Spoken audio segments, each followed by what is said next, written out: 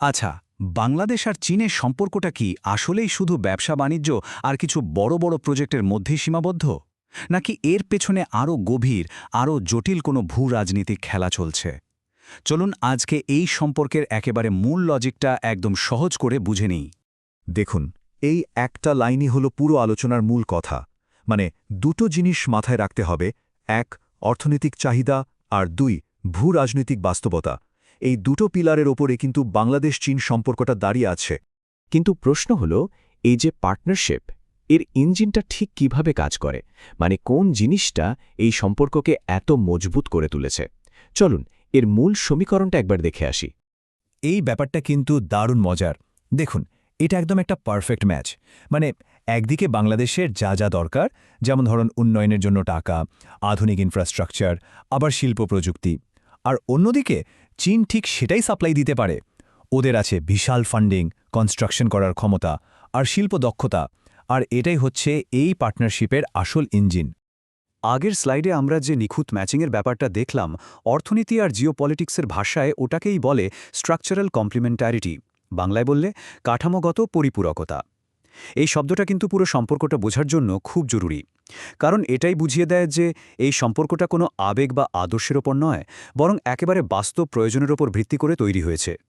তবে এই সম্পর্কটা কিন্তু একদিনে বা হঠাৎ করে গড়ে ওঠেনি। ১৯৭৫ সালে শুরু হলেও আসল মোড়টা আসে ২০০০ সালের পর থেকে। ঠিক যখন বাংলাদেশ উন্নয়নের একটা ফাস্ট ট্র্যাকে উঠতে শুরু করে আর চীনও গ্লোবাল পাওয়ার হিসেবে নিজেকে প্রতিষ্ঠা করে।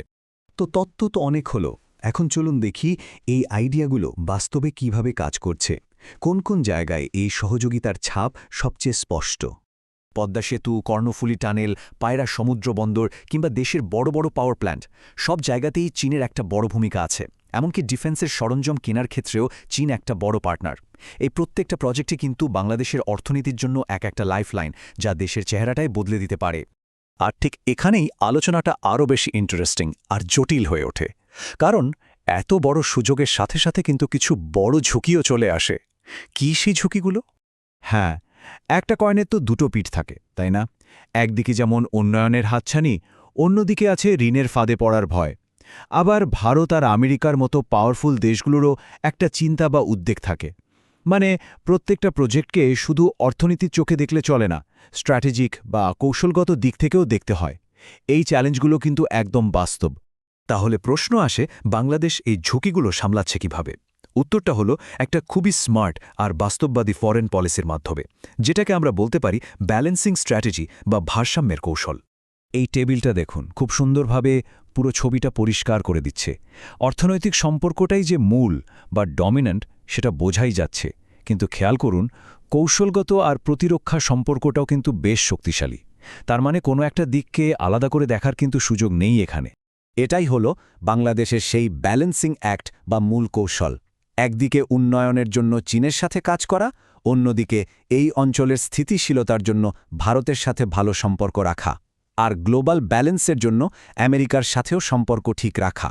এর ফলে বাংলাদেশ কোনো একদিকে পুরোপুরি ঝুঁকে না পড়ে নিজের স্বাধীনতাটা বজায় রাখতে পারে। এই একটা লাইনই কিন্তু পুরো কৌশলের সারমর্ম। মানে প্রয়োজনের জন্য সহযোগিতা তো করতেই হবে, কিন্তু একই সাথে ভবিষ্যতের কথা ভেবে সর্বোচ্চ সতর্কতাও অবলম্বন করতে হবে। চলুন এবার ব্রেনকে একটু ওয়ার্ম আপ করানো যাক। কয়েকটা র্যাপিড ফায়ার প্রশ্ন উত্তরের মাধ্যমে দেখে নিই এতক্ষণের আলোচনার মূল পয়েন্টগুলো আমাদের মাথায় কতটা গেঁথেছে। রেডি? একটু ভাবুন তো, আলোচনার একদম শুরুতে আমরা এটা নিয়ে কথা বলেছি। আসল কারণটা কি? একদম ঠিক, সব কিছুর মূলে আছে বাংলাদেশের উন্নয়নের চাহিদা, আর সেই চাহিদা পূরণ করার মতো চীনের অর্থনৈতিক এবং কারিগরি ক্ষমতা। এটা একটা খুব কমন কনফিউশন। অনেকেই ভাবেন এত গভীর অর্থনৈতিক সম্পর্ক মানেই হয়তো সামরিক বন্ধুত্ব বা অ্যালায়েন্স। ব্যাপারটা কি তাই? এই উত্তরটা একেবারে মনের মধ্যে গেঁথে নিন। সম্পর্কটা হলো ডেভেলপমেন্ট কেন্দ্রিক, কোনো মিলিটারি অ্যালায়েন্স বা কোনো নির্দিষ্ট ব্লকের অংশ হওয়া নয়। এই সহজ সূত্রটা মনে রাখলেই হবে। এটাই পুরো জটিল সম্পর্কটাকে এক লাইনে নিয়ে আসে। একদিকে আছে ডেভেলপমেন্টের বিশাল সুযোগ, আরেকদিকে আছে স্ট্র্যাটেজিক রিস্ক। আর এই দুটোকে মিলিয়েই তৈরি হয়েছে বাংলাদেশের প্র্যাগম্যাটিক বা বাস্তববাদী ব্যালেন্সিং স্ট্র্যাটেজি। তাহলে এই যে 5টা ধাপ, এটাই হচ্ছে বাংলাদেশ চীন সম্পর্কের পুরো লজিক ফ্লো। একেবারে গোড়া থেকে যদি দেখি, বাংলাদেশের উন্নয়নের চাহিদা, সেখান থেকে আসছে ইনফ্রাস্ট্রাকচারের ডিম্যান্ড। সেটা পূরণ হচ্ছে চীনের ফাইন্যান্সিং দিয়ে, যার ফলে তৈরি হচ্ছে একটা কৌশলগত সংবেদনশীলতা। আর সবশেষে সেটার জন্যই দরকার হচ্ছে খুব সতর্ক একটা ব্যালেন্সিং ডিপ্লোমেসি। এই সাইকেলটা যদি আমরা মনে রাখি, তাহলে এই জটিল সম্পর্কের মূল চালিকা শক্তিটা ধরতে আর কোনো সমস্যাই হবে না। এটাই হলো পুরো ব্যাপারটার আসল চিত্র।